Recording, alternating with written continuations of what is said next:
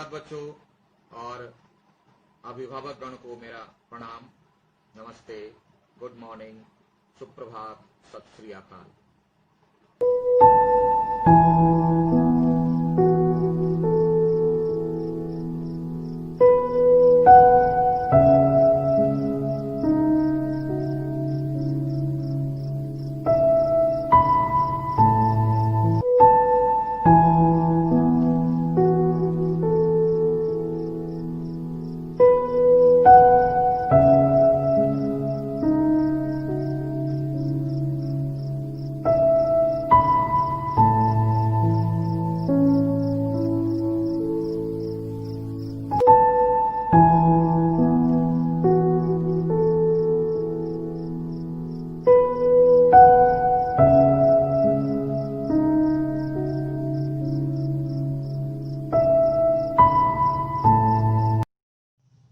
कई बच्चों, कैसे हो आप लोग?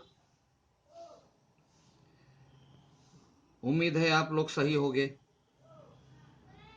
लेकिन आप लोग से बहुत बड़ी शिकायत है,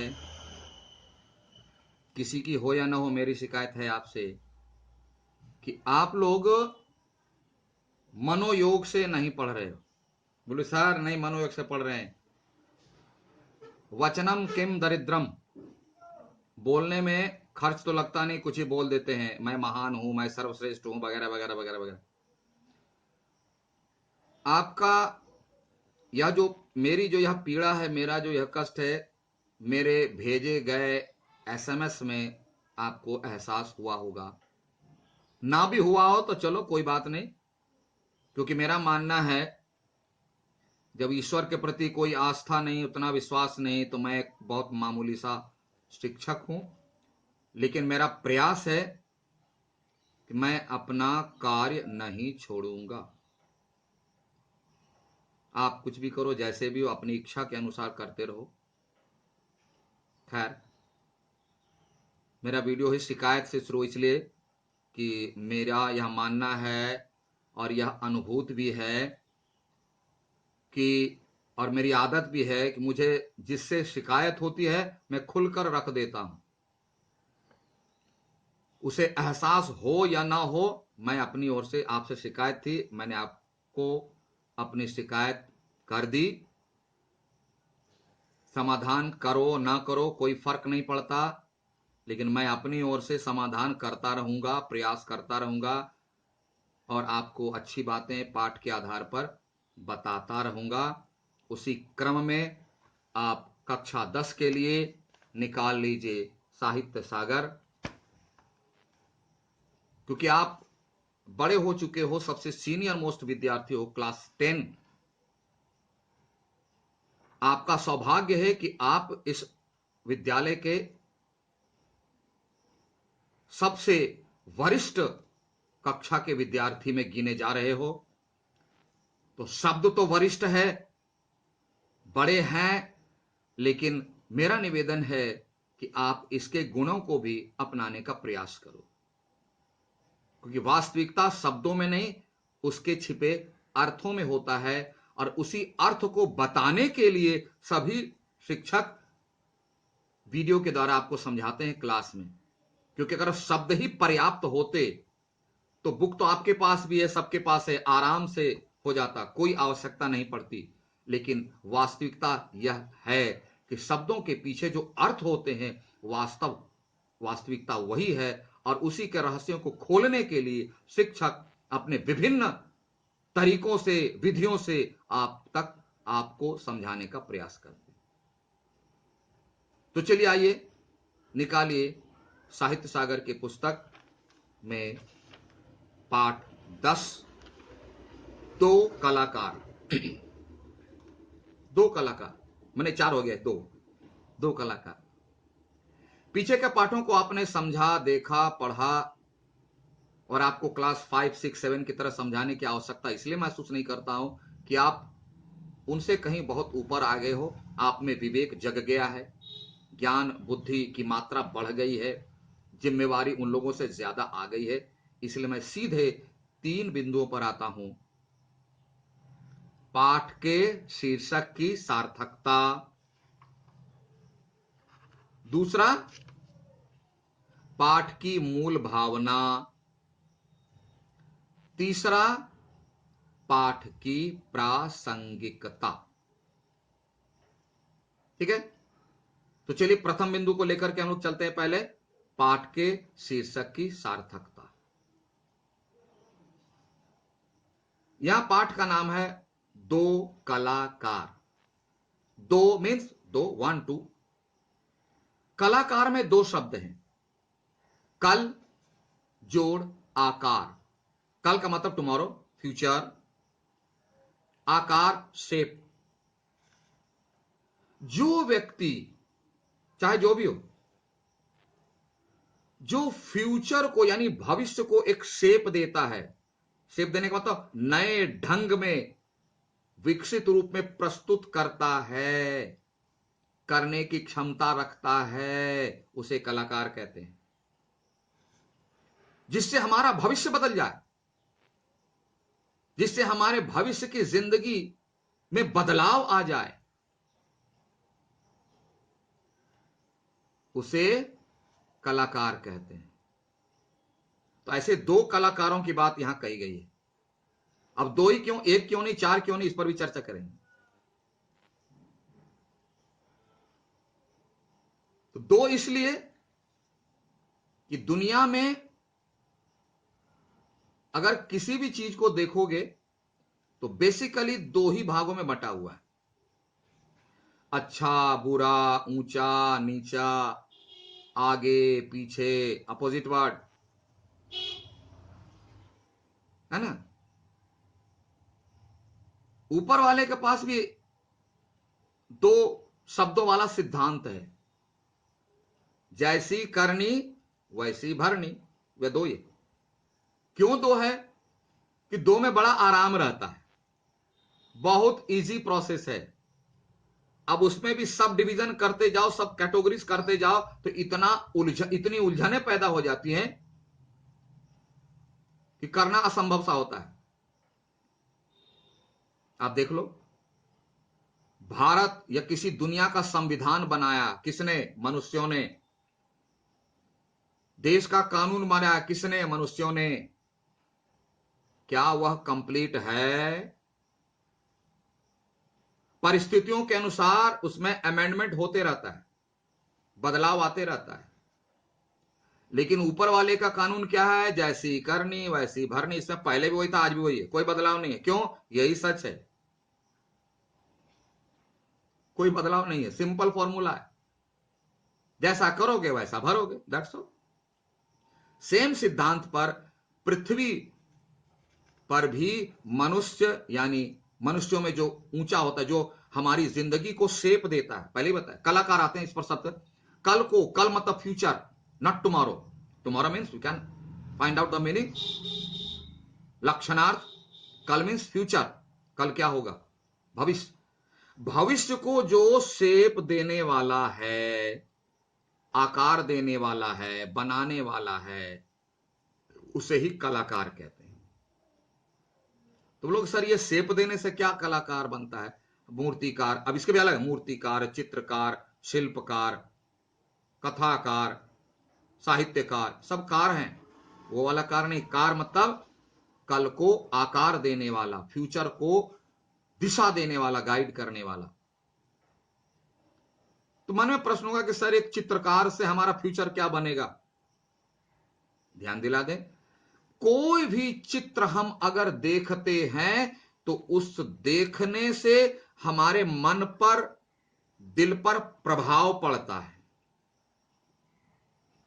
नहीं, चर्चा करते हैं, वाह क्या चित्र है, कुछ देर तक चर्चा करते हैं, और कभी कभी ऐसा होता है मन में, हृदय में वह तस्वीर बस जाती है। वो उस तस्वीर को हम भूल नहीं पाते, और वह बार बार हमें याद दिलाते रहती है, as a teacher, as a parents, as a elder. और ऐसा करते रहने से हमारी सोच बदल जाती है।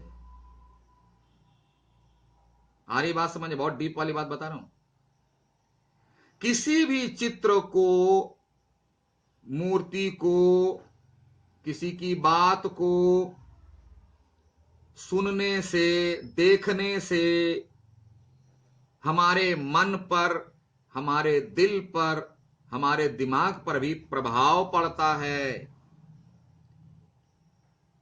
वो बातें दिल में घर कर जाती है, जगह बना लेती हैं, और अगर इसका प्रभाव पड़ गया तो बार बार मुझे याद दिलाती है, और बार बार याद दिलाने से हमारी सोच बदल जाती है। और जैसे ही हमारी सोच बदली, मैंने आपको क्लास में बताया था, हमारा व्यवहार बदल जाएगा, और जैसे ही व्यवहार बदला उसका रिजल्ट पॉजिटिव आना शुरू हो जाएगा। तो सबसे जड़ है सोच। संदेह में आप लोगों ने पढ़ा, हम लोग बहुत चर्चा कर चुके थे। तो यह कलाकार जो है ना, कलाकार की चित्रकारी को देखकर हमारी सोच बदल जाती है, हमारे व्यवहार बदल जाते हैं, और उसके रिजल्ट यानी परिणाम भी बदल जाते हैं। तो मन्नू भंडारी ने ऐसे कलाकार को दो ही कैटेगरी में रखा है, मात्र दो, पॉजिटिव एंड निगेटिव, सकारात्मक और नकारात्मक।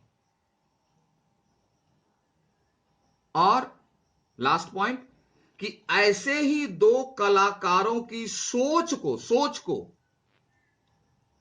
और उस सोच के तहत उसका जो बिहेव होता है, व्यवहार, इसी को शुरू से लेकर के अंत तक बताया गया है। इस कहानी के केंद्र बिंदु में है, यानी मूल है, इसी के इर्द गिर्द सारी बातें कही गई है। इसलिए इस कहानी का यह शीर्षक दो कलाकार सार्थक है। दो का नाम भी आउट कर लीजिए। एक कौन है? चित्रा, और एक अरुणा। चित्रा क्या है? निगेटिव को लेकर चलती है, कलाकारी। और अरुणा क्या है? वह कोई चित्रकारी नहीं, वह अदाकारी करती है। किसके लिए? मानवता के लिए। असली कलाकार वो है जो मनुष्य की जिंदगी बदल दे, धन से नहीं, मन से, आत्मा से। इसलिए शीर्षक की सार्थकता। मूल भावना क्या है? दुनिया में सर्वश्रेष्ठ व्यक्ति सर्वश्रेष्ठ कलाकार होता है। क्यों? कि उसके व्यवहार से दुनिया, देश दुनिया बदल जाती है, उसके अनुकरण से देश दुनिया बदल जाती है, फ्यूचर, भविष्य बदल जाता है।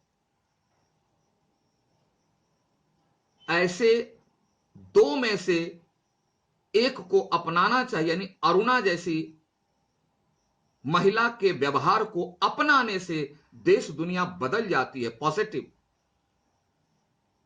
और चित्रा जैसे स्वभाव को अपनाने से दुनिया बिगड़ जाती है। इसी बात को दिखाया गया, और यह साफ साफ मैसेज दिया गया कि हमें अरुणा जैसे कलाकार को तरजीह देनी चाहिए। अरुणा जैसा कलाकार हमें भी बनना चाहिए, चित्रा जैसा नहीं। पाठ की मूल भावना यही है, और दोनों में तुलना करके दिखाया गया है। प्रासंगिकता, तो मूल भावना समझ गए। प्रासंगिकता यानी इस पाठ की जरूरत क्या है भाई? हमको खुद कोई कलाकारी से जरूरत नहीं है। हां, आज के समाज में चित्रा जैसी बहुत कलाकार हैं जो कागज के पन्नों पर बहुत खूबसूरत चित्र बना सकती है, जिसकी कीमत लाखों करोड़ों में हो सकती है। लेकिन वो लाखों करोड़ों रुपए जाते कहां हैं? अपने पॉकेट में। उस लाखों करोड़ों रुपए का उपयोग कहां होता है? फ्लैट खरीदने में, भौतिक सुख को खरीदने में। इससे किसके जीवन में सुख आते हैं?